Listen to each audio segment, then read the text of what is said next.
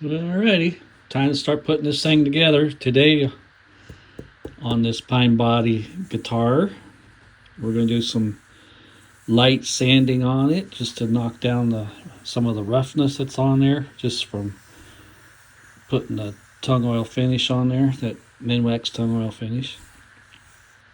Then I'll buff it out a little bit. We'll clean up the fretboard, oil it. We'll put tuners on. We'll have to, I gotta drill a hole for the ground, for the, well, you know what it's called. Jeez, so Pete. For the bridge. And then once we get the ground wire in, we'll put the bridge on. We'll put the pickups in, and then we'll put the electronic, the volume, tone, and switch in, and then the output jack goes in. I always put the output jack in last or somewhere in that area. So anyway, that's where we're headed at towards today. And I'll bring you back in just a little bit. I gotta run out to the shop, get the sandpaper to sand this down smooth, and I'll probably go ahead and buff it in the house. It's been raining like the dickens out here lately.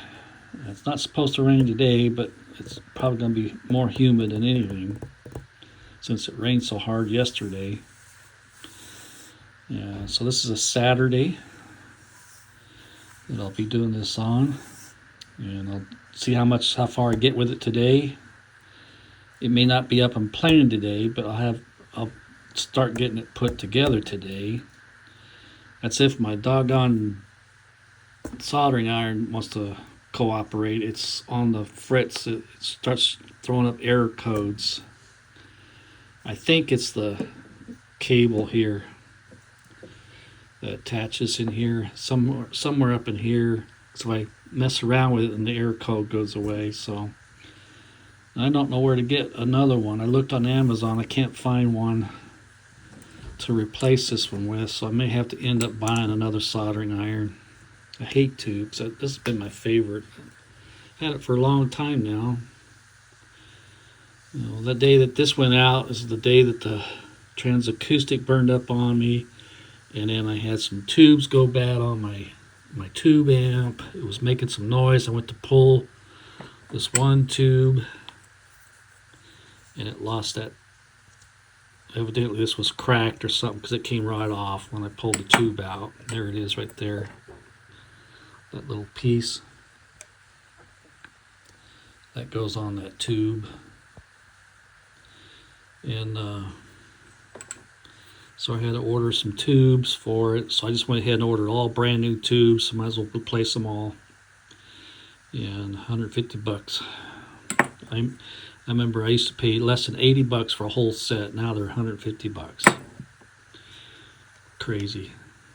Just crazy. So anyway, those are supposed to be in on Monday or Tuesday. I think Monday. So I'll fix that amp. And then, because I won't even be able to try this out until that amp's fixed. I guess I could plug it through my acoustic amp, but this don't sound right. Alrighty, I'll bring you back in a little while. Well, alright, we're going to do a little bit of color sanding or cutting, whatever you want to call it. I always say color sand. And I went through all my drawers in the house, and I found all kinds of wet dry sandpaper. We're just going to start off with that 1200 grit right there, and all I'm basically going to do is just knock down some of the roughness that occurs when you're spreading this stuff on, mainly on the sides, and on the roundness here is where it's at. The top is pretty smooth. We'll go over the top, and then we'll use, once I get it color sanded,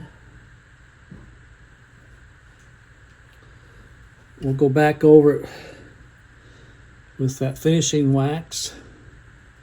And I may end up using some of this Meguiar Scratch X first, and then the polishing finishing wax.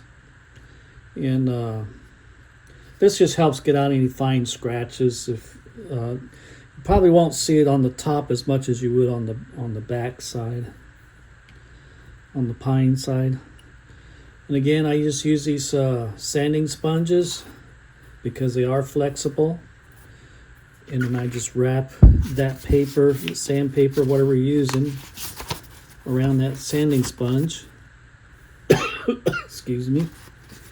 And then I put a little drop of Dawn dish soap, or you can use any dish soap actually, but Dawn seems to work the best, and plus it's what we have on hand. In a bowl of water, and then I soak my sandpaper in that water.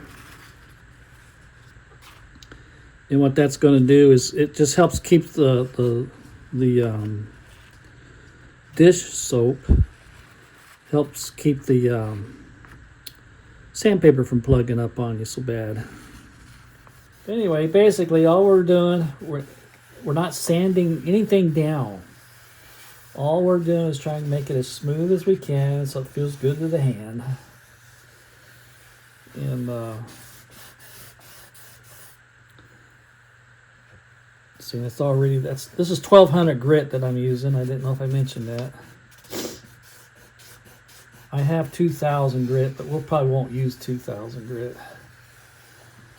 1200, 1500 is usually all you need for something like this. I know some of you go all the way up to 2 and 3000 grit and all that stuff. You don't have to do that. Even when I was painting cars, I rarely ever would go that high on my sandpapers, because most of the sheen comes from your buffing and all that. You know, we used to call it cutting and buffing.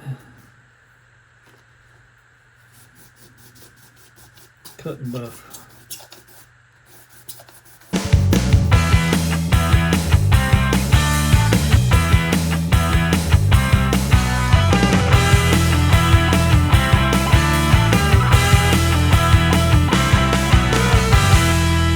As you see, this is going to take some time, so I'm not going to show the whole process here.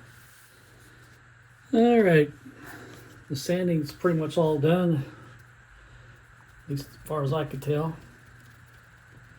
I'm going to go ahead and take some of the Scratch X and just kind of go over it a little bit. Why? I don't know. Just because I want to.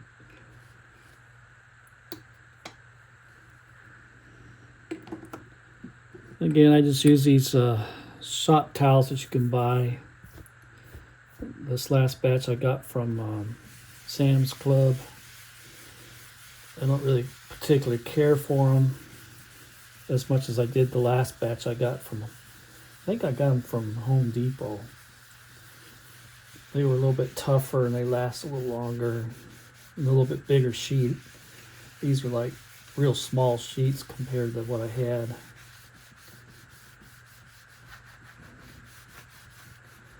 Yeah, I got them from Sam's Club because we were in Sam's Club and I saw them and I thought, well, needed some more, so I went ahead and bought some more.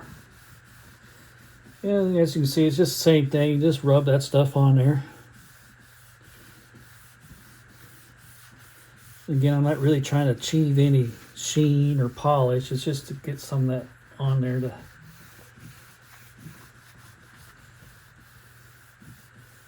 and then allow it to set up for a little bit. Same thing on the back side here. And again, if you notice, I don't ever squirt the product right onto the project. I know a lot of you do that, but do you, I'll do me.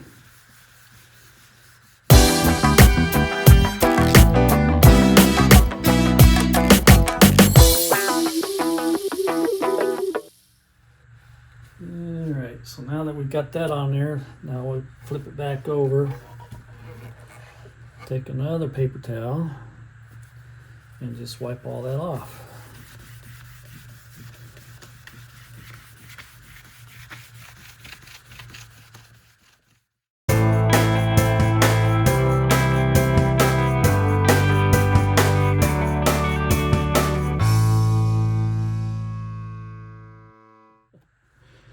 But anyway, there we have that part.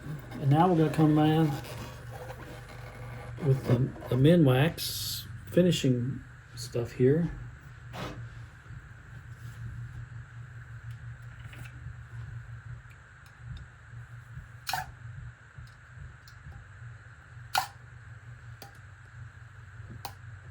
If I can get the lid open.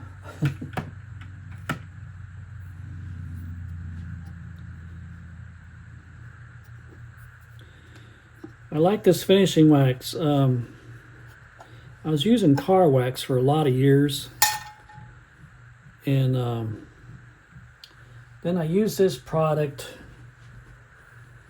on some furniture that I made. I'm going, well, why can't I just use that on my guitars? I tried it out, and I haven't looked back. It's just a great product, and now you can put it on and take it off by hand, but I find using the buffer on it works better, and it just comes out better. And what we're going to do is one side at a time here. I'll put this on the front here, and then we'll buff it off. And now the can said it recommends you let it dry for, I don't know, 15 minutes, 20 minutes, something like that. But I've done it both ways. You can do that if you want. I just rub it on here. I let it set for a couple of minutes, but I don't usually let it set for the whole length of time. And I can tell already this is going to be slick as shiny mirror. I'm getting excited though. I'll start putting this together today. We won't be able to hear it until after sometime next week when my parts come in for my tubes, and because my other amp's down at the church.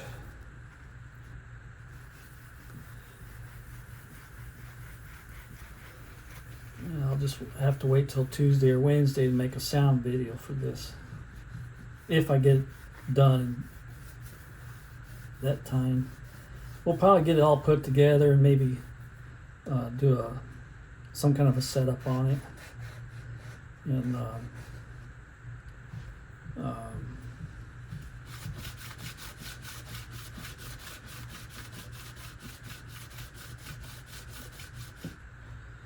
all right, let that set for a minute or two here while I change my pads around.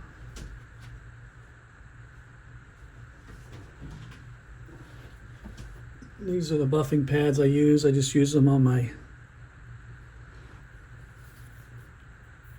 handheld drill here. I don't use a cordless. I use a regular. It's a 3/4 drill, and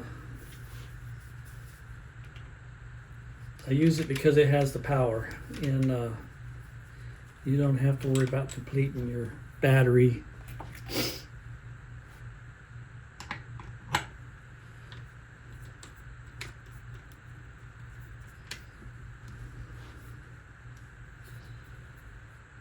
And it's got, like I said, it's got the strength to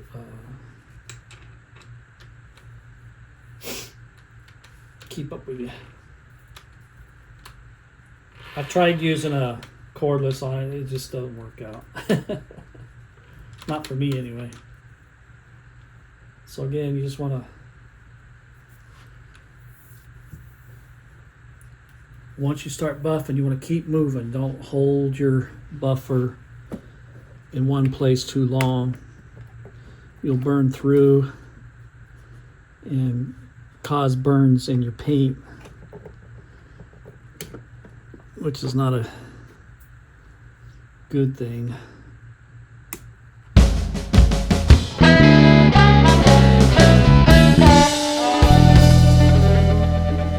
All right, ooh, yeah, just as slick as can be. Flip it over, do the same on the back side.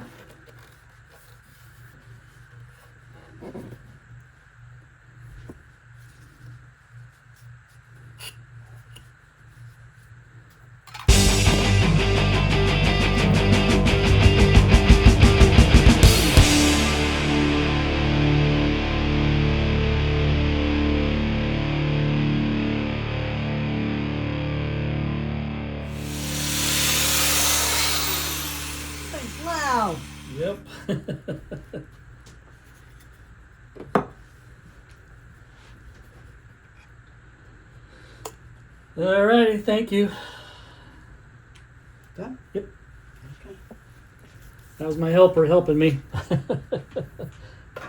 I know we didn't probably get all that on camera, but basically all I was doing was buffing it out. Now we can work on putting it together. And that's pretty much it.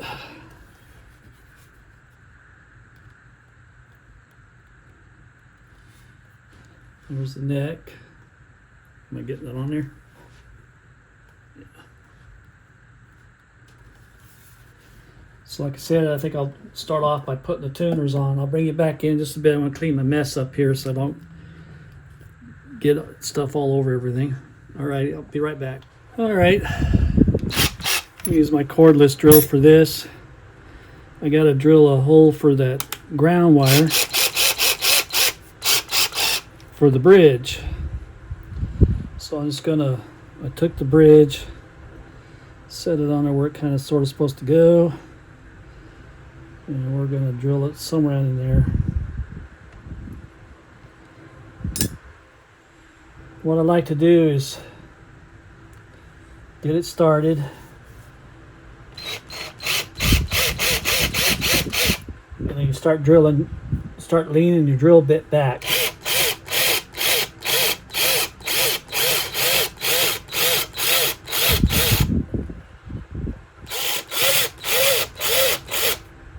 Once you get it at kind of an angle that you want, then you start going through it.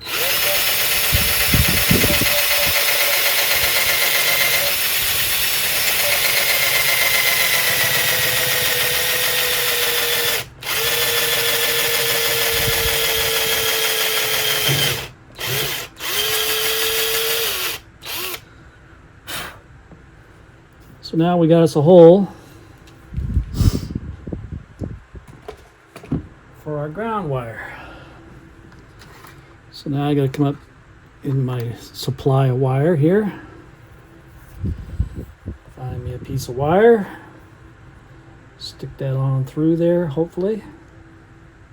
Like I said, it's hopefully.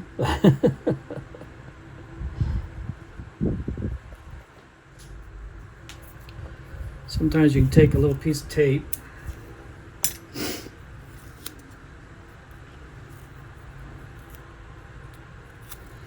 wrap that around the end of that a little bit.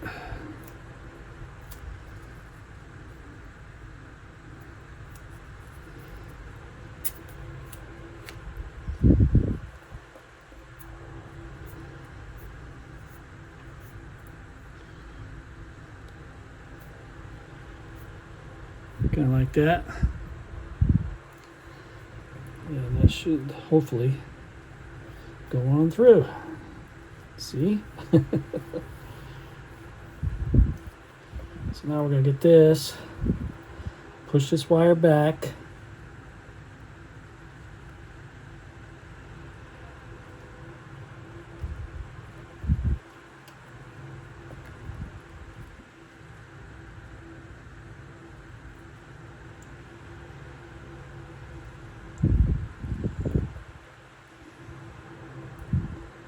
I like to get as much ground wire as possible out. And what I've done is I sanded the back of the bridge off. So now that'll help conduct for the ground.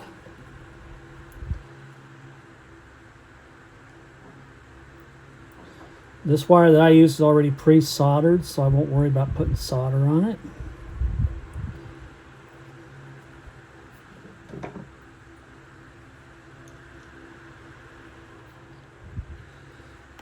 I usually like to screw these in by hand, but I'm just tired. I don't feel like messing with it.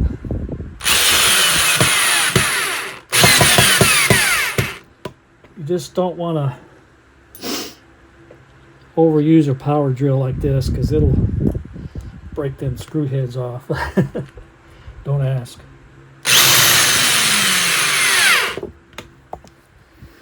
That made quick work of that.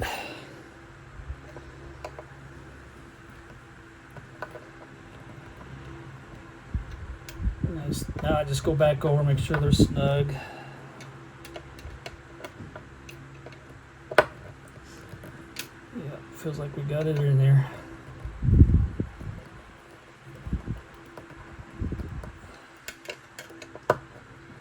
Good. So now we got our ground wire.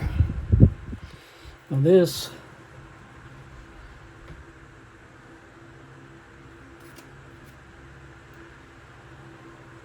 well, dig dang it. Where's my, oh, there it is.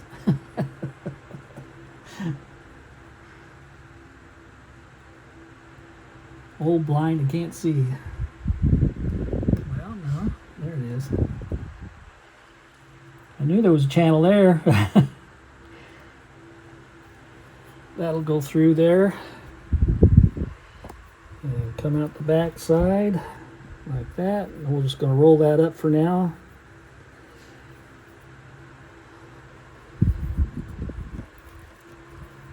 So it's out of the way temporarily.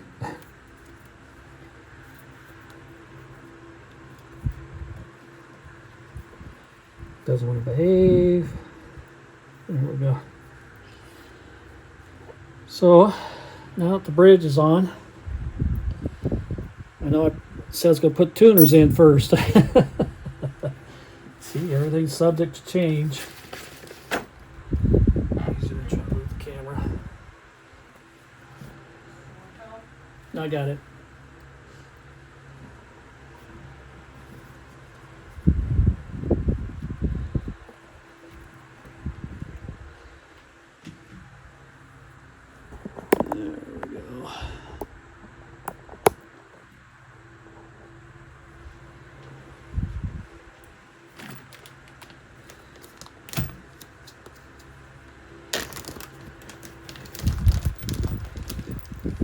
I have these 3x3 locking tuners.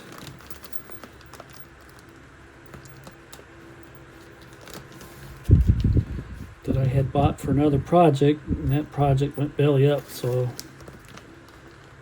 I parted it out and got rid of the project. Sometimes that's what you do.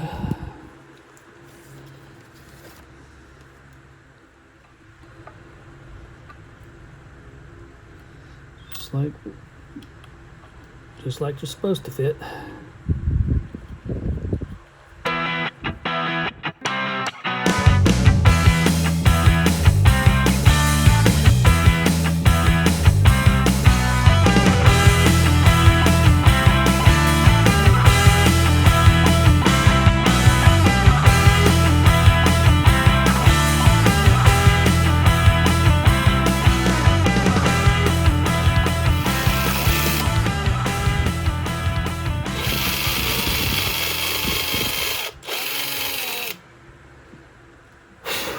Kind of like that.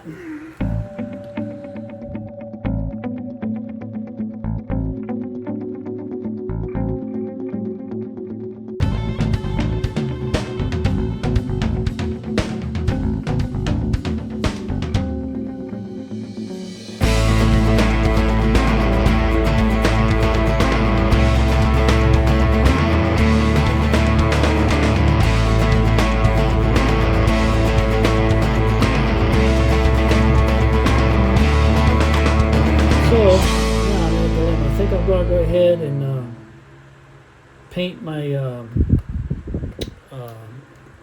pickup covers, and then come back in later on in the day when they have some time to dry, and then yeah, I could bought some black covers, but I got these, so why not use them? I'm trying to use up some of my parts that I have laying around here, and this was a good project for that, to help spin some of them extra parts. All right, I'll bring you back in later on. Bye now. All right, here's what I decided to do with my pickup covers. That way I got a little bit of the black, a little bit of the ivory, and subject matter of my favorite person in the world. And that's what the crosses represent. And so anyway, that's what I'm going to do. That's what we're going to stick with. It's been wifey approved. They're not set yet, so I just laid them up there to see what they kind of look like, and that's what it kind of sort of looks like.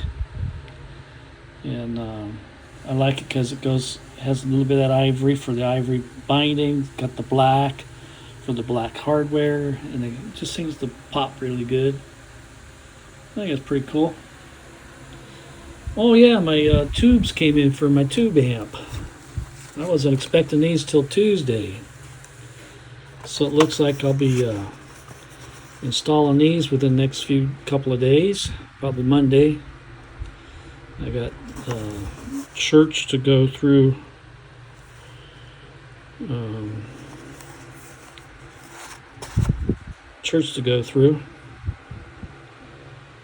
But look like they're a matched pair of 82%. I've never seen anything spec out at 100% tube wise. Now these tubes here have been in that amp. It's the same exact tube. Well, not exactly, but same make. These tubes have been in that amp since I built it. I've never changed them out until now. So that's what, 12, 15 years ago, like somewhere in there. So the tubes do last a while, and I don't know why I had to go out. But anyway, all right, we'll see how much longer this will last when we put the new tubes in it, and we'll go from there. I just went ahead and went with JJ's all the way across the tube spectrum there. What's in it, I have mix match for the other tubes in there. It might change the sound of it a little bit, but it's just for here at the house and for me to have something to play on. Alrighty, I'll talk to y'all later. Bye now.